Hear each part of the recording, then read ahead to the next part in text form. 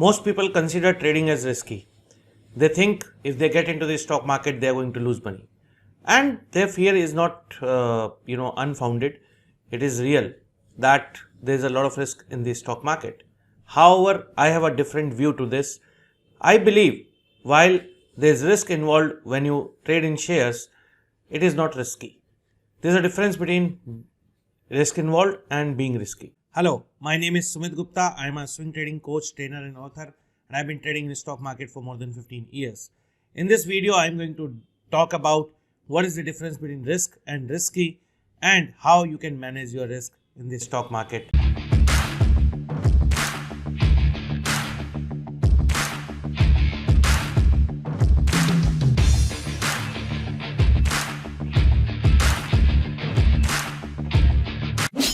There is a risk in every business. Every business that you would do has some risk involved in it, because you do not know what kind of risk that you are carrying. Then it becomes very difficult to manage it, right?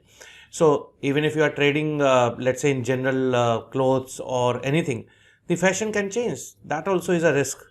People may not like what you are offering. That's also is a risk. People may not pay you for whatever services or the products that you have sold.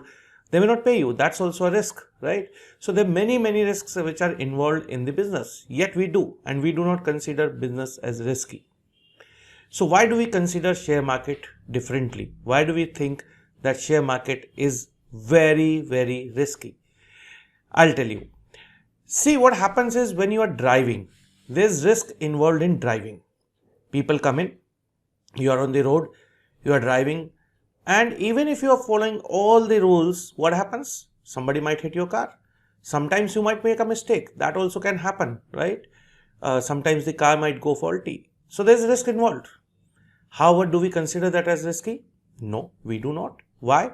Because we are following the rules. But just think about it that you do not follow the rules.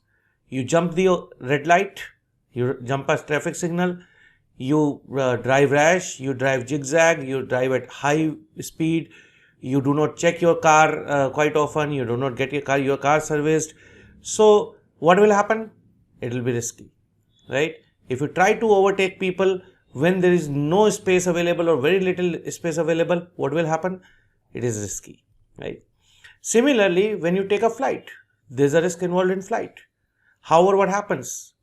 Less than 0.1% of the flights have an accident. Why? Because the flight follows a route. It follows all the rules. But if they were not to follow the rules, what will happen? There could be a chaos and things can go haywire. It can happen. And that's everywhere. Wherever you do not follow the rules, it becomes risky.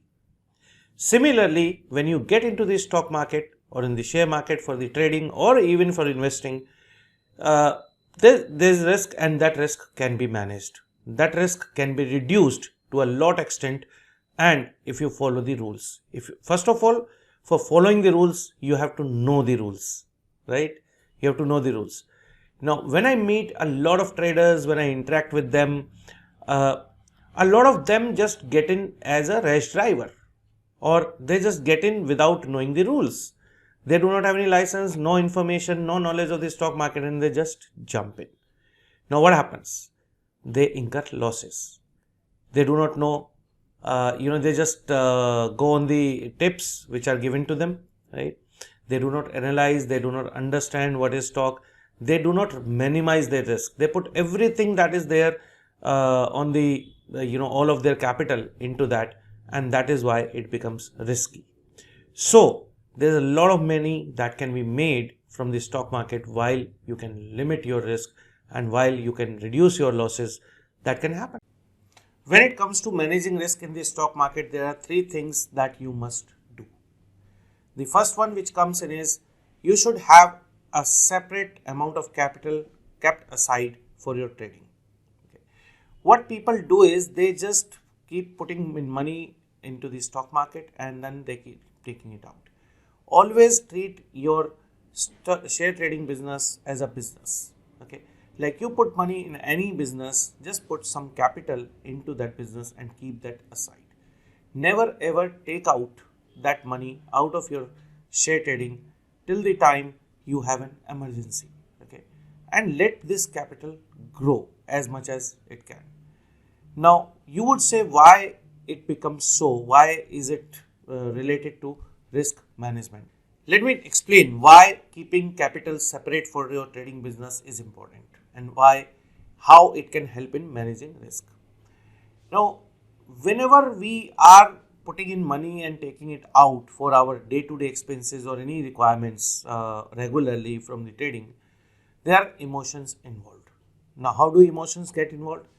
I may have some expense and I may be in a trade which might be going very well in my way, right? And I might have to close that position.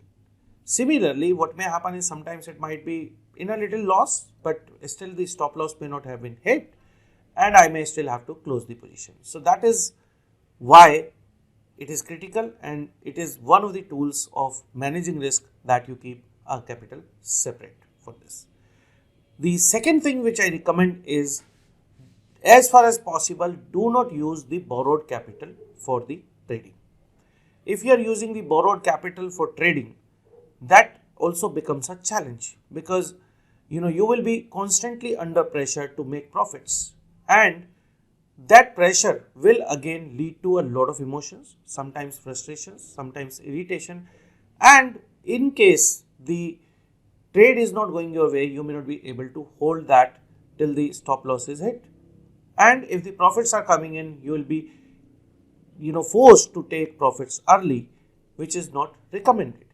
Now, why you do that? Because again, there are a lot of pressures that play. So, to manage risk, this is also important that you should not borrow capital. The third thing is that the capital that you invest in your trading business should not be all of it. Should never be all of it. Why? Just put in that kind of money which even if you lose completely, okay, even if you lose completely, it is not going to make a very significant impact on your life. Okay, it should not be a life or death situation. Okay. That's how you should start. That's how you should start. And once you learn the ropes of the trade, then you can increase it. That's perfectly fine, and your capital can grow. So when these three things you follow, what happens is that a lot of pressures and emotions remain under control. Okay, so this is the emotional part of the managing risk, which I have seen many traders whomever I interact with, they are forced and they throw all the risk management and the rules out of the window. And once you follow these three things religiously, you will be in a very good position. Okay. Then, when I come to the technique of managing risk, what I always recommend is never ever put more than 2 to 5% of your trading capital as a risk on one single trade. Now, what is a trade? A trade is a transaction which is of buying and selling. Okay. Never ever put more than 2 to 5% of your capital on risk. Okay. Now, what you are essentially doing is you are dividing your capital into 20 to 50 equal parts by doing that. So, even if you have 1 or 2 losing trades or 3 trades, you would always remember, you will always know in your subconscious mind that you still have a lot of overs left to play, a lot of capital with you, so that you can always take the next trade which can be profitable for you. Okay. And then what you have to do, how do you calculate your risk which you are putting on a share? Always have a stop loss in place. If you do not have a stop loss known, do not get into a trade. Now, what is a stop loss? The stop loss is basically the last swing low that you will take, okay, and once it is breached, that means the share is going further down. So you have to avoid that, right? And you exit with a loss. So these things, if you follow, the risk can be managed and you can trade profitably in the share market. I wish you all the best. If you like this video, please subscribe to my channel